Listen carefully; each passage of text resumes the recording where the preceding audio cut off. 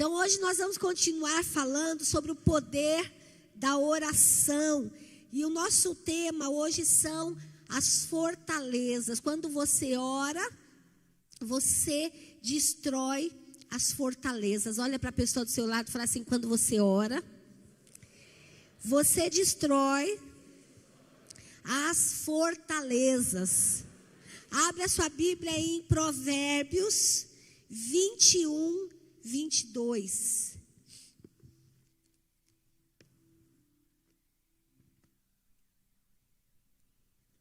Provérbios 21, 22.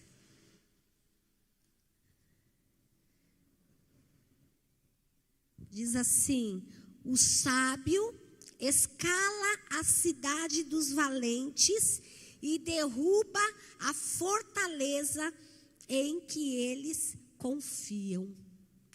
O sábio conquista a cidade dos valentes, é outra versão, e derruba a fortaleza em que eles confiam. Quem que lembra, né, da cidade de Jericó? Quem que lembra das muralhas de Jericó que caíram, né? Por que que essas muralhas de Jericó caíram? Porque a sabedoria do Senhor entrou no coração daqueles homens. A sabedoria do Senhor estava no coração do líder. O líder ouviu a voz do Senhor. O líder, ele seguiu todas as direções que o Senhor deu. E por isso eles tiveram vitória diante dos inimigos deles. As fortalezas, queridos, elas impedem o nosso crescimento, né? As fortalezas, a gente está falando aqui agora de um outro tipo de fortaleza, né? Aquelas que são construídas na mente, que bloqueiam o entendimento, que bloqueiam, queridos, o lugar da sabedoria do Senhor na sua vida, né? As fortalezas, elas impedem o nosso crescimento.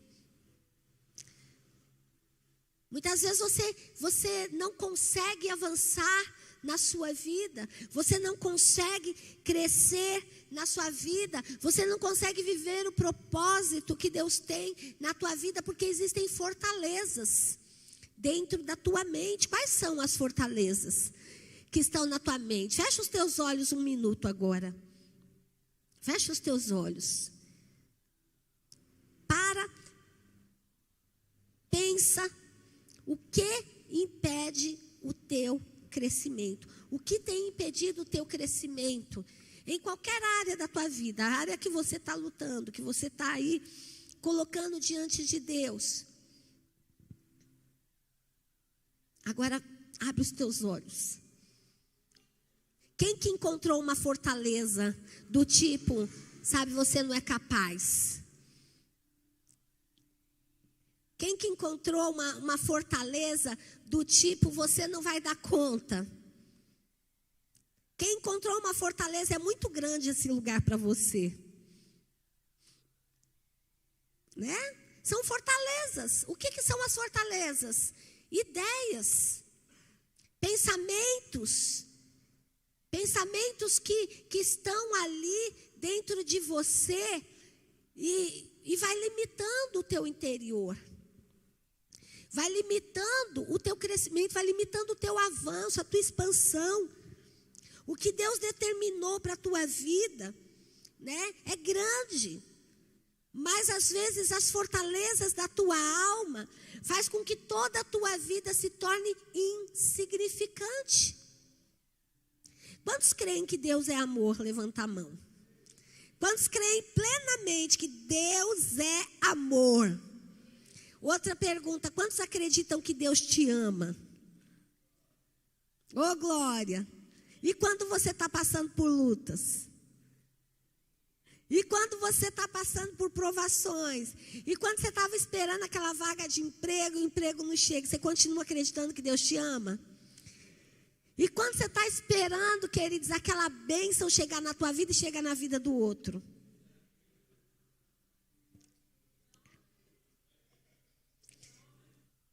Você olha e fala assim: poxa, Deus, é ou não é? Estou aqui orando, estou aqui clamando, estou aqui chorando. E aquele ali nem vem na igreja, nem se empenha, nem... É ou não é? Ou é só eu que penso assim? Aí sabe o que a gente pensa? Então não vou, sabe? Então não vale o meu esforço. Não vale o meu empenho. Eu tenho ido na igreja, aí você começa a jogar na cara de Deus tudo que você faz. Eu vou na igreja, eu sou dizimista, eu sou ofertante. Eu faço isso, eu faço aquilo. Eu chego na igreja, eu pego a vassoura, eu varro a igreja, eu limpo o banheiro. Sabe, queridos, nós precisamos entender que aquilo que Deus determinou nas nossas vidas é grande. E nenhuma circunstância pode roubar o que Deus tem para nós. Mas o processo é um treinamento. O processo de Deus na nossa vida é: eu vou quebrar as fortalezas da tua mente, do teu coração. Eu vou moldar a tua mente, eu vou treinar a tua mente, eu vou te ensinar a pensar como um vencedor pensa. Por quê? Já ouviu aquela história de que a pessoa ganha na loteria e depois perde o dinheiro? Né? Ganha uma herança e perde toda a herança. Eu ouvi uma vez uma pessoa falando assim, né? O herdeiro que herda uma herança assim, onde ele não precisa trabalhar, ele empobrece a próxima geração. Quem que já ouviu isso? Aí a outra geração já pega uma herança menor. E aí, aquela herança menor vai se tornando menor ainda se a mente da pessoa que herdou não tiver tratada, trabalhada, moldada, para entender que eu preciso trabalhar, eu preciso, sabe, fazer esse lugar prosperar, fazer esse lugar dobrar, né? Então, o que Deus deixou para nós é grande, porém, nós precisamos destruir as fortalezas que existem dentro de nós, os pensamentos errados, as ideias erradas. Nós precisamos entender que Deus tem coisas maiores para nós, que existe um propósito que foi determinado por Deus nas nossas vidas, e eu preciso viver esse propósito para eu poder ser plena na terra. A palavra de Deus fala lá em Mateus, capítulo 6, 33, né, diz assim: buscai. Buscai quando? O quê?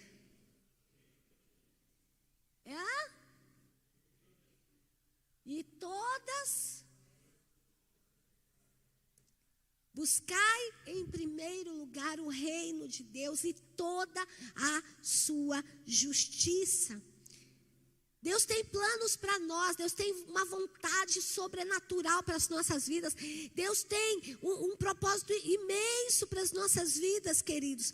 Mas quando você não olha para o propósito de Deus, quando você não olha para aquilo que Deus tem, para a vontade de Deus, e você começa a olhar somente para a sua vontade, você jamais vai ser pleno. Você jamais vai ser abundante. É por isso que a palavra diz: primeiro lugar, busca aquilo que é meu, e o resto, todas as outras coisas serão acrescentadas na sua vida. Quando você busca a vontade de Deus em primeiro lugar, quando você entrega o teu coração a viver os sonhos que o Senhor tem sonhado para a tua vida em primeiro lugar, todos os outros sonhos que você tem serão concretizados. Deus não quer que você não sonhe. Pelo contrário, Deus tem sonhos para cada um de nós. Deus tem coisas grandes para cada um de nós. Mas em primeiro lugar, Deus quer ver a vontade dEle cumprida nas nossas vidas. Em primeiro lugar, Deus quer que você estabeleça o reino, que você busque o reino. O bispo falou aqui, né, desse vídeo. É um vídeo do Chile, onde eles não tem, queridos, sabe, cada um tem o direito de fazer suas escolhas. Mas quando entra, sabe, na mente de uma criança que não tem ainda, né, que não tem ainda discernimento, não tem, sabe, a ideia, a criança é para ser ensinada pelo pai. A criança tem que ser ensinada pelo pai na sua casa. Cada casa tem aí a sua ideologia, a sua crença, né? as suas ideias. Mas a casa do cristão, ela é governada pela voz de Deus. Ela é governada pela palavra de Deus. Agora, essa doutrinação, né, que as crianças chegam ali, e onde era para ela estar aprendendo A, B, C, né? As cores, os números, né? Estão ensinando outras coisas para as nossas crianças, né? E quando eu falo nossas, eu estou tomando posse das crianças do mundo inteiro. Por quê? Porque Jesus, ele disse: deixai vir a mim os pequeninos e não os impeçais. E o diabo está impedindo as crianças de irem até Jesus, usando pessoas, usando mentes obstruídas pelo pecado, mentes que estão aprisionadas com fortalezas malignas, maléficas, tirando o direito de um pai e de uma mãe de poder ensinar os seus filhos. Ensinar, sabe, uma fé, ensinar a palavra de Deus. Aí a gente viu um outro vídeo de uma militante dizendo que tem que se infiltrar nas igrejas. Infiltrar nas igrejas, entrar no ministério infantil. Porque, sabe, criança é um peso. Não é todo mundo que gosta de cuidar de criança. E é verdade. Eu tenho que concordar com ela. Eu tenho que concordar com ela. Porque tem muita gente que não quer trabalhar no ministério infantil.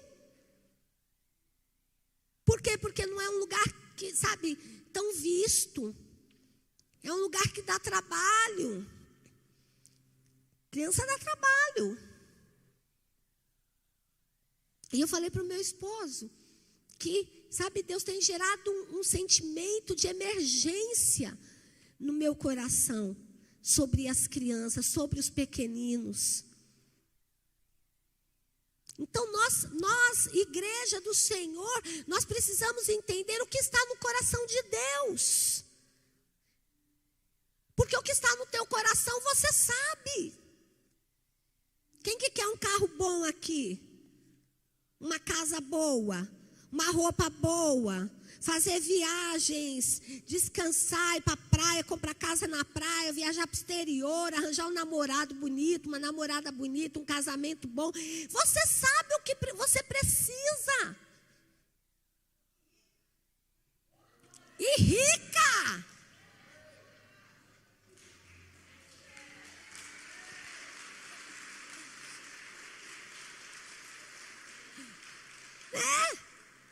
Digno ao trabalhador do salário. Você trabalhou, você quer ganhar dinheiro. Quantos empresários eu tenho aqui nessa noite? Amém. Né? Tem que ter mais. Tem que ter mais. Você tem que sonhar ter tua empresa. Agora, para quê? Qual é o fim principal? Qual é o propósito principal, queridos? Porque se o propósito principal dos teus sonhos, queridos, forem esses que eu citei, está errado. Nós precisamos ouvir o coração de Deus. O que o coração de Deus está gritando, está gemendo neste tempo? Deixai vir a mim os pequeninos e não os impeçais. Por quê, queridos? Porque eles são a próxima geração. Eles são a próxima geração de pregadores. Eles são a próxima geração de médicos, de empresários, que vão poder falar da palavra de Deus, que vão poder ser olhados como um homem e uma mulher abençoado, que Deus abençoou. Então nós precisamos entender o que está queimando no coração de Deus nesse tempo. E esta emergência, queridos, com os pequeninos, eles, a maioria não são meus, são teus. E eu estou gemendo, chorando por eles. Sabe por quê? Porque Deus tem planos para a tua casa. Deus tem um futuro para a tua família. Deus tem um futuro para esta geração. E nós precisamos sonhar com isto. Nós precisamos sonhar com o futuro.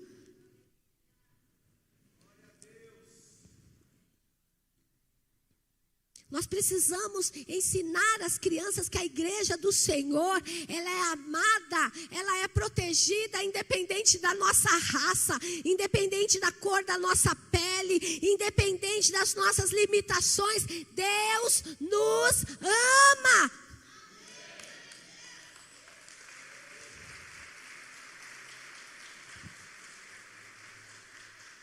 O sábio escala a cidade dos valentes. Os valentes estão se apresentando de todas as formas. Mas o sábio, querido, ele escala, ele vai lá. Peraí, como que é essa estratégia aí? Quem é essa pessoa? Quem é esse ser? Eu vou lá. Eu quero saber com quem eu estou militando no mundo espiritual e no mundo natural. Por quê?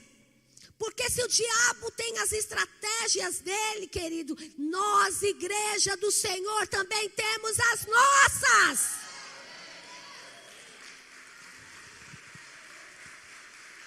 E nós vamos escalar. E nós vamos proteger a nossa casa, proteger a nossa família, proteger a igreja. Amém? Nós não podemos, queridos, dormir nesse lugar. Por isso, queridos, o Senhor quer nos ensinar a ter um posicionamento de um homem e de uma mulher de Deus. E um homem e uma mulher de Deus, ele ora, ele lê a Bíblia, ele jejua, ele chora na presença do Senhor, ele guerreia contra Satanás. A gente não precisa sair brigando internet, não, dá vontade. A gente não precisa. A gente vai brigar de outra forma.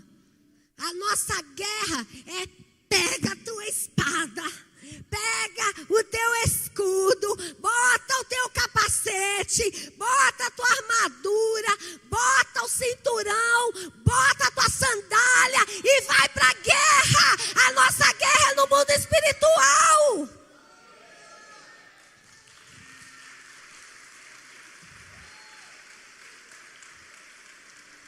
Quais são as fortalezas que o inimigo tem colocado na tua vida para não entender este lugar? Para de chorar. Olha para a pessoa do Senhor e fala assim: para de chorar. Para de ficar se lamentando pelo que você perdeu, pelo que você, sabe, pelo que saiu da tua vida. Saiu, já era. Deus tem coisas novas.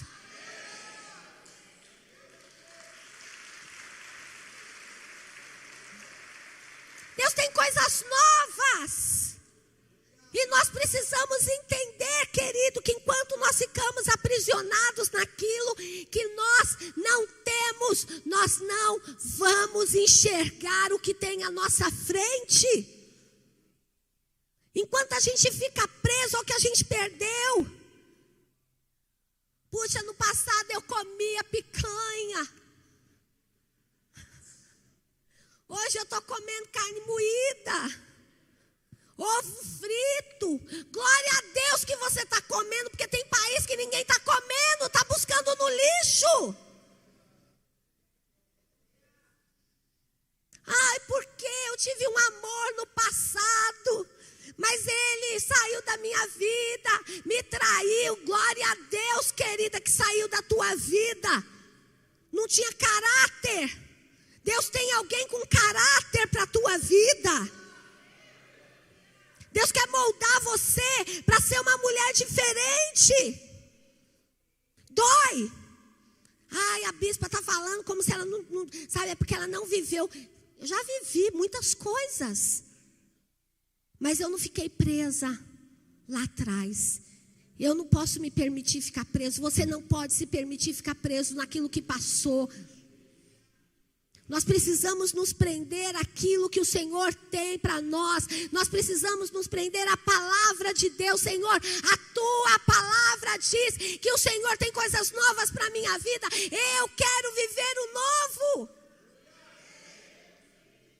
Porque é um sofrimento que não tem fim quando a gente fica olhando para trás.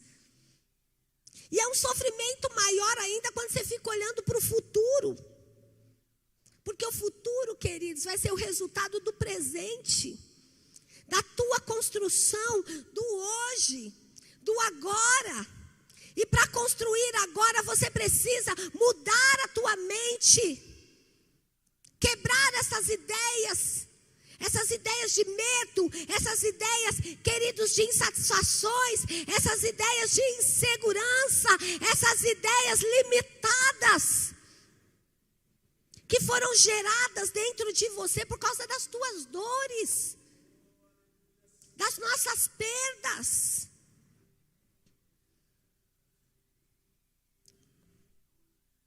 Quando eu sofri um aborto, eu tive depressão. E eu fui internada por causa da minha dor, da dor da minha alma. Porque eu tinha uma culpa dentro de mim. Eu tinha uma dor que não tinha fim dentro de mim. E eu entendo este lugar, querido. E não é capeta isso é alma. Isso é a nossa alma.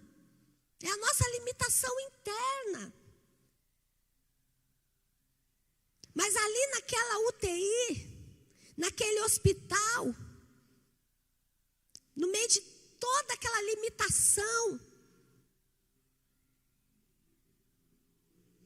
o Senhor falou comigo.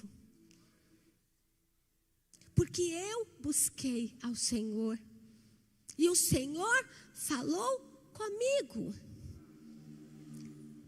Davi, muitas vezes, ele fala assim: na minha aflição, o Senhor ouviu a minha prece.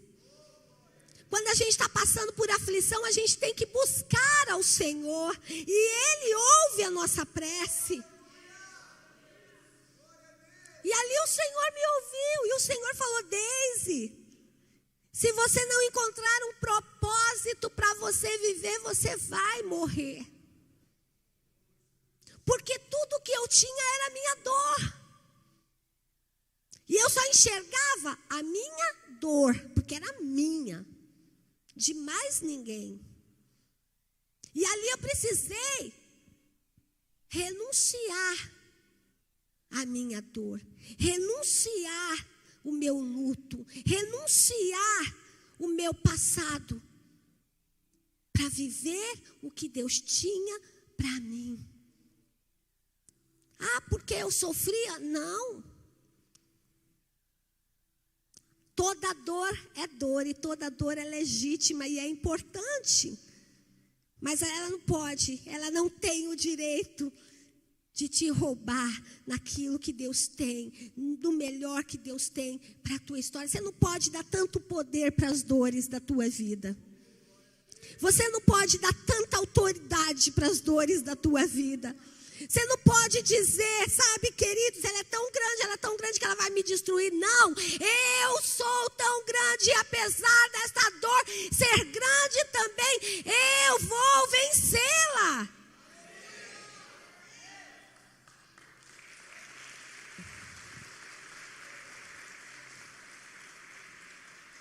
Às vezes a gente fala assim, ô irmão, você pode orar por mim? Isso é ótimo. Porque tem pessoas que às vezes não têm força para orar sozinho, para orar sozinha.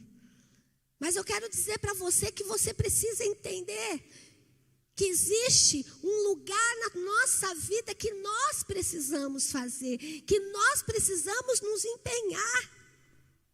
A palavra de Deus fala assim, eu plantei, Apolo regou e o crescimento veio de Deus. 1 Coríntios 3, 6. Quais são as sementes que estão impedindo o teu crescimento? Quais são as ideias que estão plantadas? Espera aí, essa ideia aqui é uma ideia que não vai gerar crescimento na minha vida, irmão. Ora por mim, mas eu também vou orar. Eu também vou buscar a presença do Senhor. E eu vou regar esta semente nova na minha vida com a palavra de Deus. Não tem como eu ficar plantando na tua vida, querido, eu estou pregando, mas de repente você pode falar assim, ai, não devia ter vindo na igreja hoje, nossa, eu vim aqui para ouvir essa palavra, nossa, essa palavra era para o João, essa palavra é para você, essa palavra é para mim. Agora eu decido se eu vou plantar ela no meu coração, eu decido se eu vou regar ela na minha vida, para que o Senhor possa trazer o crescimento. Eu estou gerando a semente. Você precisa tomar posse dela e regá-la com oração, com súplica, com busca ao Senhor. E o Senhor vai trazer crescimento. Eu ouvi o Senhor falar, Deise, você precisa de um propósito. Eu poderia falar, eu estou ficando louca. Mas eu falei assim, o que é que neste momento eu tenho para me fazer sair deste leito de morte, porque eu ia morrer? E eu lembrei, eu tenho a minha família, eu tenho a igreja, eu tenho propósito em Deus, eu tenho vidas para serem salvas, para serem libertas por meio da minha vida. E aquilo foi alimentando o meu coração. E o Senhor falou assim, isso mesmo, é isso mesmo, vou dar crescimento, vou dar crescimento, vou dar crescimento. Você está aqui.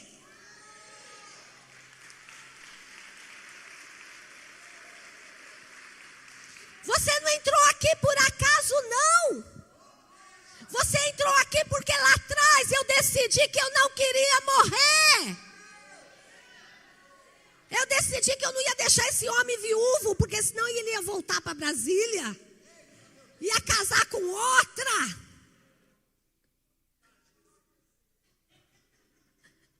Olha para a pessoa do seu lado e fala assim, o que você decide hoje vai mudar a tua história. Vai trazer um futuro que nem você vai acreditar. Amém. Glória a Deus. Nós já temos o principal, que é Jesus na nossa vida. Ele é a semente principal, Ele é o milagre, Ele é a bênção, Ele é o poder, Ele é a fé, Ele é a autoridade, Ele é o alimento, Ele é a luz no meio da escuridão. Você não está sozinho, você tem que saber disso. Eu tenho Jesus, eu tenho Jesus, eu tenho Jesus. Já pensou a tua vida, querido, como seria vazia sem a presença de Jesus? Né? Eu quero falar uma coisa para vocês. José, ele decidiu sonhar. E eu digo que ele decidiu sonhar, porque muitas vezes a gente tem sonho, mas a gente fala assim, nossa, que loucura, tive um sonho, mas isso não é para mim. Né? Imagina, eu sonhei que a lua, o sol, as estrelas, tudo se curvava diante de mim. E fui contar ainda para o meu pai falou, tá doido? Tá achando que a gente vai se curvar diante de você? Ele parou de sonhar? Ele continuou sonhando. Eu sonhei com os feixes de trigo. Eu não sei se a ordem é essa, gente, porque eu não estou com os textos aqui. Mas eu sonhei com os feixes de trigo, que tudo curvava diante de mim. O ódio cresceu, porque, queridos, quem sonha não é muito aceito aí pela sociedade, inclusive pelos amigos. Vai ter amigo que vai fazer esse sonho aí, nada a ver com você. Imagina, amiga, você sonhou que você ia casar com um príncipe encantado, uma princesa, que você tinha uma empresa, que você era pastor, líder de uma grande célula, que Deus ia te honrar, sabe, que o teu nome ia ser famoso, blá, blá, blá. Sempre vai ter alguém para minar os nossos sonhos. Por isso que nós precisamos sonhar em primeiro lugar com o reino de Deus. Porque quando nós sonhamos com o reino de Deus, todos os nossos sonhos, todas as outras coisas que tem na nossa vida são acrescentadas. E foi o que aconteceu com José. José foi vivendo, queridos, uma sucessão de tragédia na vida dele. Quem que já passou por tragédias na vida sabe, né? Traições, perdas, danos, roubos. Mas isso parou José? Isso fez com que José deixasse de acreditar nos sonhos que Deus tinha para a vida dele? Eu acredito que José, ele olhava para aquele lugar e talvez ele até pensasse assim, puxa, e eu, né, que acreditei que a minha vida ia ser tão fácil. É irmão que me traiu, irmão que tentou me matar, o outro que me livrou da morte, mas me jogou no buraco, concordou arrancar minha capa, para eu não ser nem reconhecido como alguém importante, porque só quem usava uma capa igual a dele era importante. Foi vendido como escravo, foi levado para outro lugar. Na casa que ele estava trabalhando como escravo, foi persuadido por uma mulher, né, que tentou, sabe, abusar dele. Foi levado para a cadeia. Cada vez mais distante daquele sonho, que o sol, a lua e as estrelas se prostrariam diante dele. E às vezes nós também somos assim. As circunstâncias nos levam tão distante dos nossos sonhos. Às vezes você recebeu uma palavra de Deus, uma promessa do Senhor. E aí vem as circunstâncias, vem os vales da vida. E você fala assim, eu acho que não era de Deus aquela palavra não, porque se fosse de Deus eu não estaria vivendo isso. Eu achava que, sabe, que era de Deus, que Deus tinha sonhos para a minha vida, mas não. Porque se Ele tivesse tudo isso para a minha vida, eu não estava passando por esse lugar.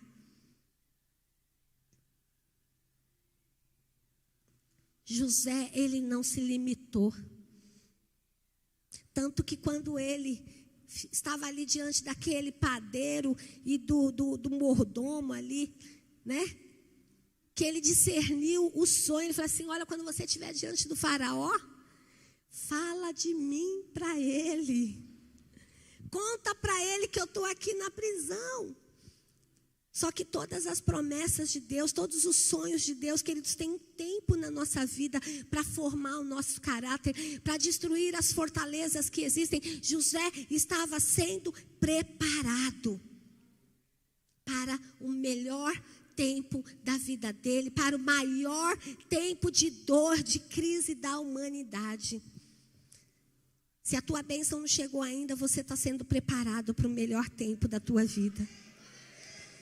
Quando nós estamos passando um momento difícil, a nossa humanidade, ela vai impedir a gente de enxergar além.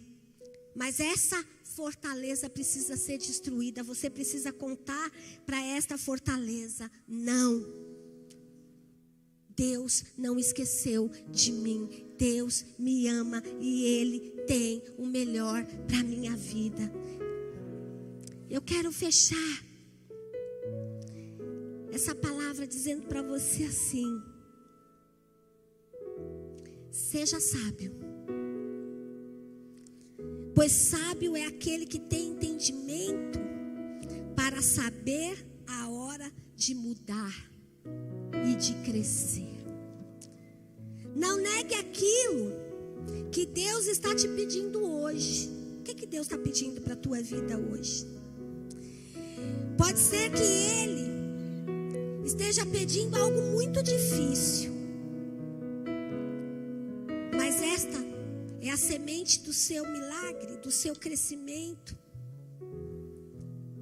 Talvez hoje o Senhor esteja, queridos, pedindo, sabe, coisas para a tua vida.